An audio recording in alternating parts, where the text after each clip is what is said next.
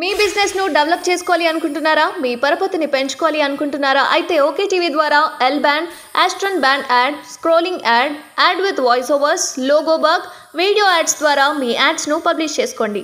సంప్రదించవలసిన phone number 8520917933.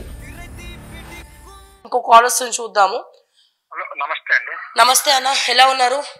బాగున్నామండి madam గారు. అన్న మీ పేరు? నా పేరు రాంబాబు, రాజేంద్ర నగర్. రాంబాబు గారు ఏం చేస్తుంటారన్న మీరు? వ్యవసాయం మేడం. వ్యవసాయం, ఓకే. చదివించుకోవడం కోసం. సో రైతు నుండి ఫస్ట్ కాల్ అన్నమాట మాకు. మీరు అంటే ఎట్లా రిగార్డింగ్ ఏంది, ఒక రైతుగా చెప్పండి, ఎట్లా అనిపిస్తుంది ప్రభుత్వము, గత ప్రభుత్వం, ముఖ్యంగా ఒక రైతుగా మీకు ఒక రోజు ముఖ్యమంత్రి అయ్యే అవకాశం వస్తే మీరు ఏం చేస్తారు? అసలు అంటే ఒక చెప్తే ఏనండి మేడం గారు, మొత్తం ఒక 2 minutes చెప్పండి. అసలు ఇప్పుడు ఈ ప్రభుత్వాలు చేసే అన్ని కూడా జనాల్ని సోమరపోతనం చేయటం మేడం. ఫస్ట్ సోమరపోతనం ఏంటంటే ఎన్ని ఉచితాలు ఇచ్చుకుంటూ పోతే అసలు ఇటుపోద్దండి దేశం. అసలు మీరు పల్లెటూరులు వెళ్తేనండి రైతుల పరిస్థితి అంత ఘోరంగా ఉందంటే వ్యవసాయం చేయలేని పరిస్థితి ఉంది. అసలు వ్యవసాయం చేయాలంటే భయం వేస్తుందండి. అసలు ఎందుకంటేనండి అసలు ఊళ్ళో అసలు మనుషులు దొరుకుతున్నారా అండి? ఎక్కడ కూడా ఎవరు ఫ్రీ ఏమిస్తారా అని చూస్తున్నారు. గ్రామాలలో పనికి రావట్లేదండి. ఎవరు ఫ్రీగా ఇస్తారు, ఏమిస్తారు? అసలు ఇవన్నీ ఎందుకండి? అసలు ముందు ఒకప్పుడు అంటే ఇప్పుడు చిన్న విషయం మేడం గారు, ఇవాళ రూపాయికి బియ్యం ఉచిత బియ్యం ఇస్తుంది గవర్నమెంట్. ఎన్టీ రామారావు గారు 83లో ముఖ్యమంత్రి అయినప్పుడు 2 రూపాయల కిలో బియ్యం ఇస్తే అప్ప 2 రూపాయలకి ఇచ్చారన్నారు. ఇవాళ అయ్యాల కూలి 3 రూపాయలు 5 రూపాయలు లేదండి. అలా ఆర్థిక వ్యవస్థ కూడా చాలా ఊళ్ళల్లో పరిస్థితులు కూడా చాలా ఘోరంగా ఉంది. ఇవాళ ఒక ఆడ మనిషిని పిలిస్తే 300 నుంచి 500, 600, 700, మగ మనిషికి 500 నుంచి 1000 రూపాయలు కూలి. ఇవాళ ఇంకా రూపాయి బియ్యం ఏంటండి మేడం గారు? ఇవాళ వాళ్ళు బియ్యం ఇస్తా ఉంటే వెనక ఆటో కూడా వచ్చి 20 రూపాయలు కొనుక్కొని పోతున్నాడు. దాన్ని రీసైక్లింగ్ చేస్తున్నారు, మళ్ళీ అమ్ముతున్నారు. వాళ్ళు అక్కడ బియ్యం తెచ్చుకొని బయట అమ్ముకుంటారు. బయట అమ్మటే మీరు ఏ గ్రామంలో ఆదా చేసుకోండి, మీరు ఏ గ్రామంలో ఆదా చేసుకోండి మేడం గారు. ఇది ఒక పాయింట్, నేను చెప్తా పాయింట్లు గుర్తుంచుకోండి. అసలు ఎక్కడ వస్తున్నారని అసలు ఇవాళ మీకు 57 సంవత్సరాలకి ఇక్కడ పెన్షన్ పెట్టారు కేసీఆర్ గారు. ఇది వృద్ధాప్య పెన్షన్, అవునండి? 61 సంవత్సరాల దాకా వాడు ఆర్టీసీ బస్సులో డ్రైవర్ కానీ గవర్నమెంట్ ఉద్యోగస్తులు 61 సంవత్సరం దాకా అతను ఉద్యోగం చేసే అంత కెపాసిటీ ఉన్నప్పుడు 57 సంవత్సరాలకి ఇతను ఎట్లా వృద్ధాప్య అవుతాడండి ముసలోడు? ఆలోచన మేడం గారు, నేను అన్న పాయింట్ అవునా కాదా అండి? ఇవాళ మన హైదరాబాద్ ఏంటండి యాక్సెప్టెడ్ అన్న. ఇంకొకటండి, మాట్లాడితే కేసీఆర్ ఇంత ఇచ్చిండు, రేవంత్ రెడ్డి గారు ఇప్పుడు ముఖ్యమంత్రి గారు అయిండు, రేవంత్ రెడ్డి గారు ఇచ్చారు ఈ 10 లక్షల రూపాయలు మేము ఈ హాస్పిటల్కి పోతే దాన్ని స్కీమ్ ఉంది కదండి, ఆరోగ్యశ్రీ 10 లక్షలు పెంచడం అంటారు.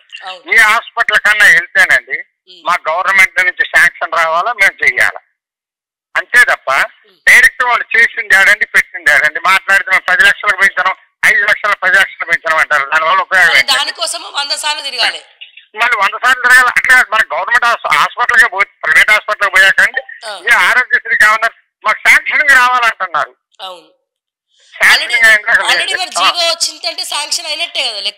అంతే కదా, లేదు వాళ్ళకంటే మళ్ళీ పైకి పంపిస్తే వాళ్ళు శాంక్షన్ అయితే కానీ మనకు వాడు ఏదైనా చేస్తాడట, అప్పుడు ఇది చేయరట. ఏమండి ఇక దానికి అన్ని రోజులు ఇదేందుకండి? ఇంకొక విషయం అడుగుతుందండి, మనకి స్వాతంత్రం వచ్చి ఇప్పుడు ఎన్ని సంవత్సరాలండి మేడం గారు? దాదాపు 47 వచ్చింది. అది ఒక 53, ఇది ఒక 23, 76 సంవత్సరాలు. 76 సంవత్సరాల స్వాతంత్ర చరిత్రలో మీరు ఒక 30 సంవత్సరాల నుంచి తీసుకోండి, 2000 నుంచి లెక్క, అంత ముందు వద్దు. రిజర్వేషన్లు ఒకటే రిజర్వేషన్లు ఇవ్వద్దని ఎవరు అనవండి. ఇప్పుడు మీకు గత 20 సంవత్సరాల నుంచి మీకు తెలిసిన వాళ్ళు ఎక్కడైనా సరే మీరు సిటీలో మీరు కూడా ఎప్పుడైనా మాట్లాగా పల్లెటూరు నుంచి వచ్చారో తెలియదు, ఎక్కడన్నా ఏ గ్రామంలోనన్నా ఎవరికన్నా ఎస్సీ వాళ్ళకి ఉద్యోగం వచ్చిందని చెప్పానండి కొత్త వాళ్ళకి. అది కూడా ఒక రాజకీయం లాగా వారసత్వమే. వాడు కలెక్టర్ అయితే వాడు కొడుకు రిజర్వేషన్ ఏంటండి? మీకు 5 ఎకరాలు భూమి దాడితే మీకు వైట్ కార్డు ఇవ్వమంటారు. ఒక 12,000 రూపాయలు 15,000 రూపాయల కాంట్రాక్ట్ బేస్ లో ఉద్యోగం చేస్తే అతను white card allowed, BPS above BPL అని అతను వైట్ కార్డు ఇవ్వట్లేదు. పెన్షన్ ఒకరికి ఇస్తే రెండో వాడికి అర్హత లేదంటున్నారు కుటుంబంలో. అసలు రిజర్వేషన్ ఒకసారి పొందాక మళ్ళీ ఎందుకండి వాళ్ళకి రిజర్వేషన్?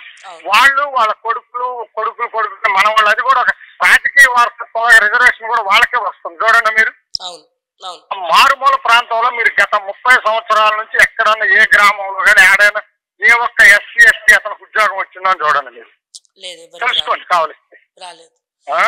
అసలు రిజర్వేషన్ తీసేయాలి. అది మనం అంటే అది ప్రపంచం ఇప్పుడు మన అది ఎత్తుందంటే ఇప్పుడు దాన్ని ఎవడు ముట్టుకునే పరిస్థితి లేదు. నేను అనేది తీయొద్దండి. అసలు ఈ ఉన్నదానికి చెప్పమనండి. అసలు 30 సంవత్సరాలు వచ్చిందండి సవరణలు చేయాలంటారు. సవరణ కాదండి. అసలు ఒకసారి రిజర్వేషన్ పొందిన వాడు అనర్హుడు. ఇప్పుడు మన ఇంట్లో ఆఫ్టర్ ఒక పెన్షన్కే రెండో వాడికి ఇవ్వట్లేదు కానీ కుటుంబంలో అంత అమూల్యమైన రిజర్వేషన్ ఇవ్వటం ఏంటండి? అన్న పాయింట్ ఆలోచండి మీరు. ఎందుకు తీయారు తెలుసా అండి మేడం గారు? వాళ్ళ దగ్గర ఉండే వాళ్ళు కూడా ఐఏఎస్లు ఐపీఎస్లు వాళ్ళంతా కూడా వాళ్ళే ఉంటారు కదండి మొత్తం. వాళ్ళు ఎందుకంటే ఒక రేపు తీస్తే వాళ్ళ పిల్లగాళ్ళకి అది వర్తించదుగా, వాళ్ళకి వర్తించదు. మీరు చూడండి, అందుకోసం అది తీయరు. ఇప్పుడు ఒక కార్డుకి ఒక 5 ఎకరాలు భూమి దాటినోడికి రేషన్ కార్డు అనర్హుడు, పెన్షన్ ఒక కుటుంబంలో ఒకరికి ఇస్తే రెండో వాళ్ళకి అనర్హత అంటారు. రిజర్వేషన్ ఎట్లా వర్తిస్తుందండి వాళ్ళకి? అంటే వీడు అట్టడుగునే ఉంటాడు. ఇంకా 100 సంవత్సరాలు ఈ రిజర్వేషన్ వల్ల ఎవరికి మారుమూల ప్రాంతం కూడా అక్కడే ఉంటుందండి. ఈ రాజకీయాల్లో వీళ్ళు రిజర్వేషన్ పొందిన వాళ్ళు వీళ్ళు మంచిగా ఎంఆర్ఓలు టీచర్లు ఇవి అవుతున్నారు, వాళ్ళ పిల్లలు మంచిగా చదివించుకుంటున్నారు, బ్రహ్మాండంగా వాళ్ళకే వస్తున్నాయి ఉద్యోగాలు. అవునా కాదా అండి? మీరు గత 30 సంవత్సరాల నుంచి చూడండి ఎక్కడన్నా ఎవరికన్నా వచ్చిందో దాన్ని అన్న పాయింట్ అర్థమైందండి. నేను ఒకేసారి ఉద్యోగంలో చేరుతున్నా, మీరు అక్కడే ఉంటున్నారు, నేను పైకి వెళ్ళిపోతున్నా. అసలు ప్రమోషన్లకు రిజర్వేషన్ ఏంటండి? మీరు మళ్ళీ నన్ను సార్ అనాల్సి వస్తుంది. వర్క్ ఇచ్చారు, భద్రత బాగానే ఉంది. మళ్ళీ ప్రమోషన్ లో రిజర్వేషన్ ఏంటండి మేడం గారు? తర్వాత ఇంకోటి చెప్తండి, 10th క్లాసు ఇంటర్మీడియట్ వరకు ప్రతి ఒక్కరు చూడండి కూలి చేసుకునేవాడు కూడా ప్రైవేట్ స్కూల్ ప్రైవేట్ కాలేజీ చదివిస్తున్నారు. అదే ఇంజనీరింగ్ మెడిసిన్ వచ్చేసరికి గవర్నమెంట్ కాలేజ్ ఉస్మానియాలో సీట్ వస్తుందా, గాంధీలో వస్తుందా, లేదా మావాడికి ఐఐటీలో సీట్ వస్తుందా, లేకపోతే మంచి కాలేజీలో గవర్నమెంట్ కాలేజీలు. అప్పుడు ఎందుకు మనకి రావట్లేదండి ప్రైవేట్ కాలేజీలు? అవును, కరెక్టే. ఇంజనీరింగ్ మెడికల్ కాడికి వచ్చేసరికి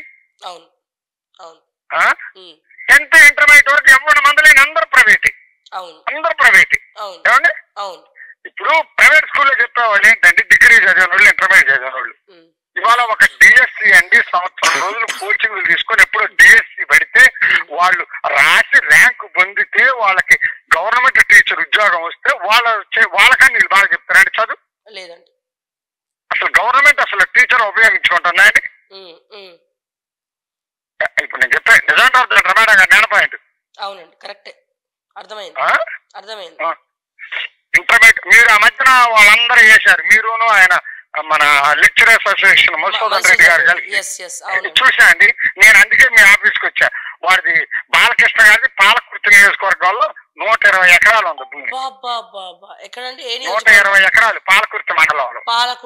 వాడి తమ్ముడి పేరు మీద, వాడి తమ్ముడు వాళ్ళ మరదల పేరు మీద, వాళ్ళ పేర్ల మీద ఆ 120 ఎకరాలు. వాడు చెప్పిన 216 ఎకరాలు 120 ఎకరాలు ఓన్లీ మన జనగాం జిల్లాలో పాలకుర్తి మండలంలోనే ఉంది అతని పొలం. అప్పుడు మీరు చెప్పినప్పుడు అవన్నీ మీకు వివరాలు చెప్తాను. నేను మెసేజ్ కూడా పెట్టా, చూసుకోండి. నా ఫోన్ నుంచి మీ ఫోన్ కి వాట్సాప్ మెసేజ్లు కూడా వచ్చాయి. ఆఫీస్ లో వాళ్ళని అడుగుతాను, మేబీ వాళ్ళు చూడలేదు. నేను కూడా ఒకసారి వచ్చా మేడం గారు, ఇవన్నీ మీకు వివరాలు చెప్తాను. ఈ వారంలో కలుద్దామన్నా నేను మీకు కాల్ చేస్తాను. ఇంకా చాలా ఉన్నాయి మేడం గారు నేను చెప్పేది. అసలు వాళ్ళని ఒక ముఖ్యమంత్రి అయిన తర్వాత అండి ఎవరు కూడా ముఖ్యమంత్రి అవ్వటం కోసం 4000 పెన్షన్ ఇస్తాం, 5000 పెన్షన్ ఇస్తాం, లేకపోతే అయ్యేస్తాం ఇయ్యేస్తాం అంటే ఎవరు బాబు సొమ్ములండి లక్షల కోట్లు అప్పు చేయటం. ఒక ముఖ్యమంత్రి అప్పు చేశాక వాడు దిగిపోయేటప్పుడు ఆడితే బాధ్యత అన్నట్టు ఎవడు అప్పు చేయడం? ఇవాళ ఈ లక్షల కోట్లు అప్పు చేయటం వల్ల అండి ఈ డబ్బులు దోసుకొని కాంట్రాక్టర్లు, ఉద్యోగస్తులు, ఐఏఎస్లు, మీరు అన్నట్టు రాజకీయ నాయకులు ఇవాళ ఎవరైనా సిటీలో సామాన్యుడు బతకగలిగే పరిస్థితి ఉందండి? ఎవరైనా ఇల్లు కట్టుకోవాలన్న స్థలం కొనే పరిస్థితి ఉందండి? దీనికి కారణం అంటే ఎందుకు వచ్చిందండి ఇది? ఓన్లీ మన గవర్నమెంట్ అప్పు లక్షల కోట్ల అప్పులు చేయటం మొదలు పెట్టాక భూముల రేట్లు పెరిగినాయి. చూసుకోండి మీరు. అంతకుముందు ఎక్కడ భూముల రేట్లు పెరిగినాయండి? లేదండి. నువ్వు గవర్నమెంట్ ఇచ్చారు, నువ్వు పన్ను గిన్నేసి నువ్వు సంపాదన చేసి సంపాదన సృష్టి చేసి నువ్వు డెవలప్ చేయి. నువ్వు అప్పులు చేయటం ఏంటండి? మొత్తం లక్షల కోట్లు అప్పు చేయటం. ఇప్పుడు రేవంత్ రెడ్డి గారు ఏమన్నాడు, నేను పెన్షన్ ఇస్తా 2 లక్షల రుణమాఫీ చేస్తున్నాడు, ఆయన సీఎం అయిండు. రేపు మళ్ళీ ఇంకోళ్ళు ఏం చేస్తారు, 5 సంవత్సరాలు ముందే మళ్ళీ 10,000 పెన్షన్ ఇస్తున్నట్టు ఇంకోటి వాళ్ళ సొమ్ము కాదు గాండి ఇచ్చేది, వాళ్ళ డబ్బులు ఏమన్నాడు, 100 రూపాయలు కూడా ఇస్తాం ఏమన్నా గారు. వీళ్ళు కల్వకుంట్లోళ్ళు చేసిన దోపిడికి రేవంత్ రెడ్డి గారు సరైన రంకుమొగడు. అప్పటికే రేవంత్ రెడ్డి గారు కూడా కొన్ని తప్పులు చేస్తున్నారు. మీరు మొన్న ఆయన పేరు ఇది ఇక్కడ ఈ దగ్గర చేసిన పిఎస్ఎన్ తీసుకుని మళ్ళీ ఒకసారి పెట్టిందని కూడా మీరు కోమటిరెడ్డి రాజగోపాల్ రెడ్డి గారిని కూడా ముంచుతారు జాగ్రత్త అని మీరు ఒక రోజు మాట్లాడారు, అవునా కాదండి? నేను డైలీ చూస్తా ఉంటాను మీకు, అందుకే చెప్తాను నేను ఇవన్నీ. ఇప్పుడు నేను చెప్పిన పాయింట్లలో అన్న తప్పు నేను ఒక రైతునండి, నాకు 2 అమ్మాయిలు, నాకు అమ్మాయిలు చదువుకున్నారు. నేను చాలా హ్యాపీగా ఫీల్ అవుతుంది ఏంటంటే, అందుకే నవ్వుతున్నాను కంటిన్యూస్ గా. అంటే ప్రజలు అంటే మీరందరూ కూడా ఎంత మంచి మంచి సలహాలు ఇస్తున్నారు, ఎంత అప్డేటెడ్ గా ఉన్నారు. అసలు ఈ వీళ్ళకి ప్రభుత్వానికి సలహాదారులు ఎందుకని అనిపిస్తుంది, ప్రజలే సలహాదారు పక్కన ఉన్నాడు, వాడికి 2 లక్షలు 3 లక్షలు జీతం ఇచ్చి ఒక క్యాబినెట్ వాడు ఏంటి సలహా ఇచ్చేది, వాళ్ళకి ఏం తెలుసు అండి మేడం గారు, ఎండకేంటి వానకు దర్శనం దాని బాధలు తెలుస్తాయి, సిటీలో ఉన్నోడికి ఏం తెలుస్తాయండి. ఇప్పుడు నేను అన్న పాయింట్ కరెక్టా కాదా అండి?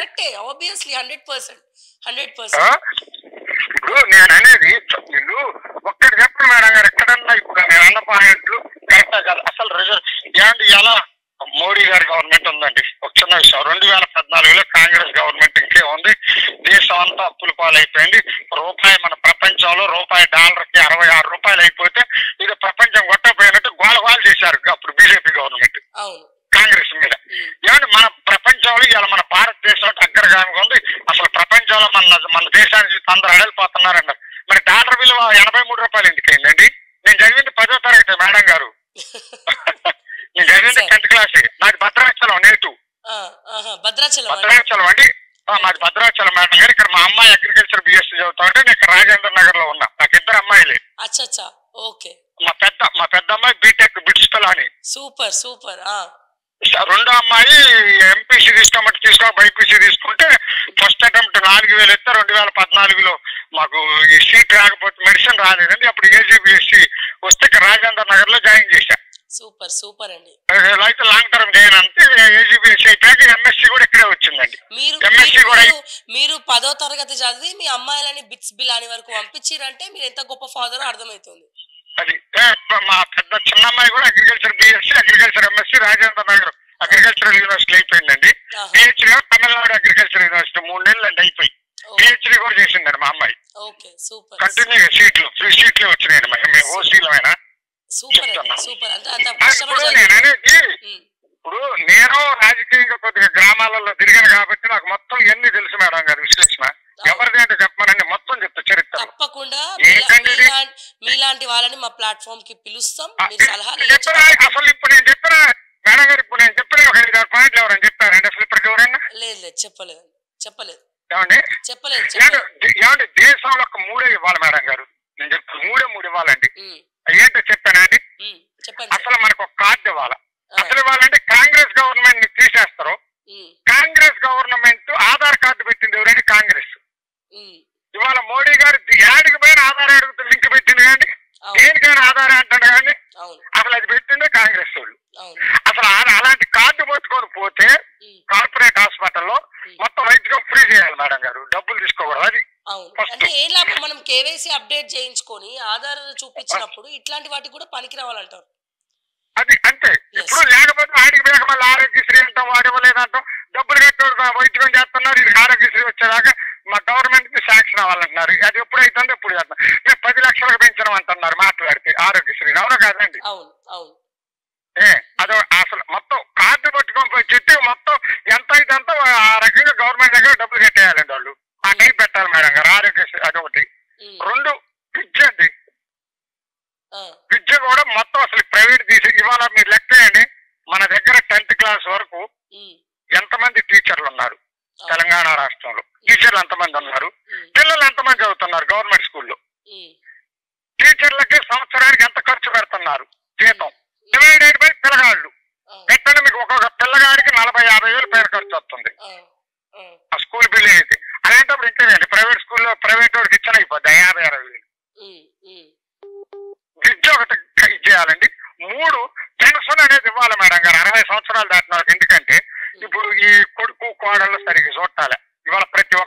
షుగరు బీపీ ఉంటుంది.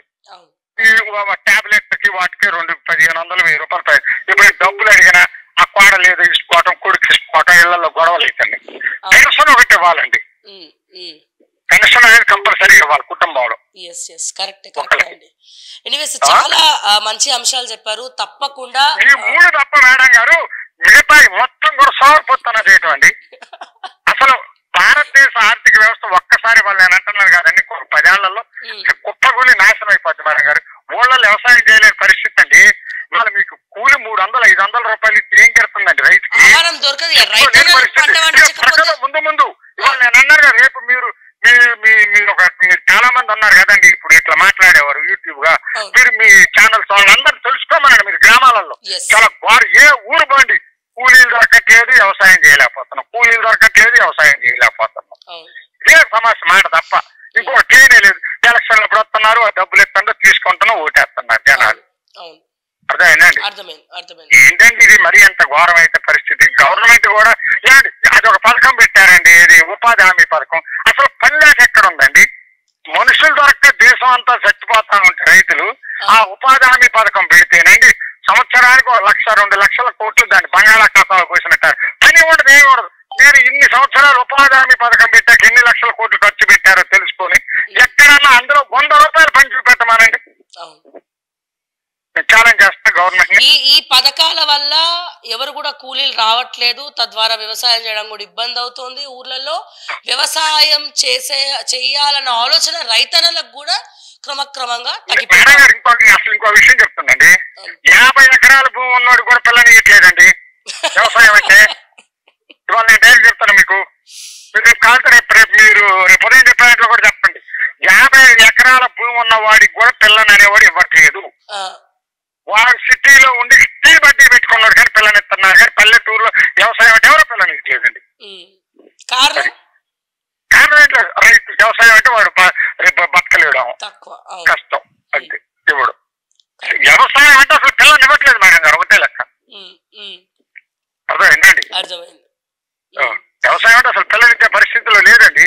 వాడు పెళ్లి కాట్లా, నిజం చెప్తాను మేడం గారు. నేను వ్యవసాయదారుడు అంటే పెళ్లి కాట్లా.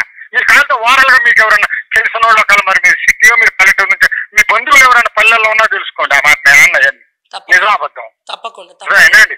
అసలు పల్లెల్లో వ్యవసాయదారుడికి పెళ్లి కాట్లా, అది నేను చెప్తాను కదండి. తప్పకుండా sir. Thank you so much and కలుస్తాను త్వరలో మిమ్మల్ని. మెసేజ్ కూడా నేను మిమ్మల్ని మీ ఆఫీస్ కూడా వచ్చాను, నెంబర్ కూడా ఇస్తాను అన్న. ఇప్పుడు కాల్ చేసారు కదా, నేనే మీకు కాల్ చేస్తా, మా టీం తోటి చేపిస్తా, మిమ్మల్ని పిలిపిస్తా. ఇప్పుడు నా ఇందులో వాట్సాప్ మెసేజ్ కూడా ఉంటదండి మీకు. బాలకృష్ణదే ల్యాండ్ ఏ ఊర్లో ఉన్నది అనేది కూడా మీకు ఆల్రెడీ మీరు చెప్పారు. ఆ ఊర్ల పేరుతో సహా నేను చెప్తామని వచ్చా ఒకరోజు. తప్పకుండా నేను కలుస్తా, ఈ వారం రోజుల్లోనే కలుస్తాం మిమ్మల్ని. ఓకేనా? అది మీరు ఇప్పుడు రమ్మంటే నేనే వస్తాను మార్నింగ్ 8:30 కాడికి. తప్పకుండా ఇప్పుడు నేను చెప్పిన పాయింట్లు కరెక్టే కదా మేడం? 100% కాదు, 1000% మీరు చెప్పినవన్నీ కూడా కరెక్ట్. ఎవరు చెప్పలేరు. 10వ తరగతి చదివి మీరు చెప్పినారంటే ఇక మీరు తోపిగా ఇక చదువుకున్నోళ్ళు కూడా ఇట్లా ఆలోచన చేయలేరని నేను ఒప్పుకుంటున్నా. నేను కూడా ఇట్లా ఆలోచన చేయలే. ఇప్పుడు మీరు చెప్పిన పాయింట్స్ వల్ల నేను కూడా కొన్ని కొత్త విషయాలు తెలుసుకున్నాను మీ ద్వారా. ఇప్పుడు మీరు రిజర్వేషన్ చూడండి మేడం గారు, 30-40 ఏళ్ళ నుంచి ఎవరికైనా వస్తుందని చూడండి. ఎస్సీ ఎస్టీలలో కలెక్టర్లు చేస్తున్నారు, ఎంఆర్ఓలు చేస్తున్నారు. వాళ్ళ పిల్లగాళ్ళు కాదు, రాజకీయ వారసత్వం లాగా వాళ్ళకి కూడా వారసత్వం అయిపోయిందండి అది. ఇప్పుడు చూడండి మీరు నేను అనే పాయింట్లన్నీ కూడా. తప్పకుండా చూస్తాను. అండ్ మనకి ఇంకా చాలా కాల్స్ వస్తా ఉన్నాయి. సో ప్రత్యేకంగా పర్సనల్ గా మీ ఆఫీస్ కి వచ్చినప్పుడు నేను చెప్తే మీరు నోట్ చేసుకుంటారు. కానీ తప్పకుండా చాలా విషయాలు ఉన్నాయి మేడం గారు. అసలు చెప్తే అసలు మీరు హైలైట్ ఇప్పుడు నేను చెప్తే 4 పాయింట్లు చెప్పండి. అసలు స్టేట్ మొత్తం గడగడగలాడాలి మీ టీమ్ లోనే. తప్పకుండా 61 సంవత్సరాలకు ఎంప్లాయ్మెంట్ అదే అతనండి 57 సంవత్సరాల వరకు పెన్షన్ అండి. ఎక్కడ ఉందా? లేదు. సో తప్పకుండా మనం మాట్లాడదాం, కలుస్తున్నామండి. నేను మళ్ళీ మాట్లాడతాం మీతో. Thank you so much. So మన టైం కూడా అయిపోవస్తుంది. కానీ యాక్చువల్గా అంటే ఫోన్స్ ఎన్ని ఆలోచనలు ఉన్నాయి పబ్లిక్ కి అనేది మనకు క్లియర్గా అర్థమవుతుంది. నేను కాల్ మాట్లాడుతుంటే మీకు కూడా సౌండ్ వచ్చి ఉండొచ్చు, ఇవ్వండి ఇవన్నీ మిస్డ్ కాల్స్. బట్ నాకు అర్థమైంది ఏంటంటే రోజు ఒక టైం తీసుకొని ఖచ్చితంగా పబ్లిక్ తోటి మనం కాల్ చేయాలి. అంటే మనం రోజు పొద్దున్న చెప్తున్నాం, కానీ అంతకన్నా ఇటువంటి అద్భుతమైనటువంటి సలహాలు ఇచ్చే వాళ్ళు చాలా మంది ఉన్నారని మాత్రం క్లియర్ గా అర్థమవుతుంది.